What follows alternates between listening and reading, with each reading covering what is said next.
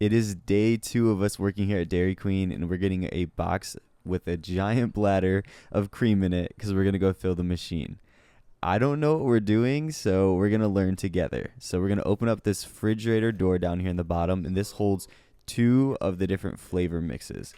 Can you guess which 2? Vanilla and chocolate. Isn't it funny how for some reason vanilla and chocolate are opposites, but in reality they're not. We just made up 2 flavors and decided that they get to be opposites. I'm so used to these boxes having 2 bladders in them, so when I picked this up, I was not expecting it to be this heavy. That box has 1 giant bladder of vanilla ice cream in it, not 2 like I'm used to. So we've laid that down in the drawer. We're going to go ahead and pop the cap off, and then we're going to shove this hose down in it. Don't be like me. I tried to shove it all the way down in it. It doesn't go all the way down, but it goes about this much. You can see right there. There's like a little gap. So you want to put it down to that much, then you're just going to pat it in and then put the rest of the hose into the drawer. You just slide it closed, and now we get to go drain out the rest of the ice cream, and so that all that's left in there is liquid, and then that'll begin to freeze up and it'll be all fresh ice cream. The way we're going to do that is by getting a large cup, and then we're going to fill it up as much ice cream as we can until it starts to run like liquidy. And then once you get liquid in the cup, that's when you know that you've ran through all of the thick already frozen ice cream, and you've now got to that fresh bladder that we just put down in the bottom in that drawer. This took me a little bit to get to the point where I was supposed to. I don't know if it's because I was just enjoying the moment because I don't ever use this machine and I was just kind of playing around and practicing, or if it normally takes this long. I don't know. So if you ever actually do get a job here, or if you do work here, please let me know because I'm genuinely curious. But see, if you look here, it's starting to get all like goopy and get all liquidy. That means I was done, but I kept going because I didn't actually really know what I was doing. But Miranda let me know I could now stop. Now that we've finished up with vanilla, the arch enemy of chocolate, it's chocolate's turn. So we're going to take our giant bladder of chocolate, and we're going to go ahead and put that inside here as well. Just like the vanilla, once it's inside, we're going to go ahead and lay it all down and then pop the cap off, and then we're going to shove this little hose inside. This machine is extremely different than what I'm used to, so I find this process so fascinating. The machine that I'm used to, I pour the mix in for each batch, and we make all the ice cream at once. This one, each ice cream gets made individually, and it gets sucked through from the bottom. You're not pouring anything in the top of anything.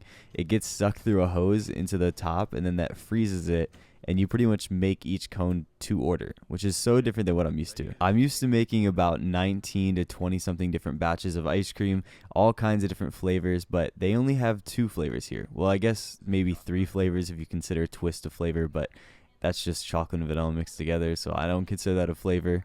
But on the right, they have their vanilla. In the middle would be twist, and then on the left is that chocolate that we just filled. For this one, we're going to do the same thing we did with the vanilla. We're going to run all of the thick chocolate out until we get to that milky consistency, because we want to run all of the old ice cream out and get all that fresh ice cream. And then it'll freeze up and get thick like this as well. Instead of having 1 emoji for this video, we're going to have 2 emojis for this video. And the reason for that is we're having a competition. We're doing team soft serve versus team hard serve ice cream. The soft serve team is the one on the cone. The hard serve team is the ice cream that's in a cup. You all should know what team I'm on. I'm on team hard serve, but soft serve definitely does have a place in my heart sometimes. But drop the emoji for the team that you are in the comments, because I really want to see where you lie with this huge mashup. I know this seems extremely wasteful, but sometimes in the food industry we do have to do things like this just to ensure that we're always giving out the freshest product. But man, did we have to go through a lot of ice cream to get here. But we finally got to the milky part, so we're good to go. And now we can make some good old ice cream. Miranda wants us to make a special sundae. I forgot what it's called, but it has brownie in it, so it's going to be good. We're going to take our nice clear cup, and we're going to drizzle fudge all the way around the outside. Once we get a nice layer of that, it's going to progressively drip down while we do this, which is pretty cool.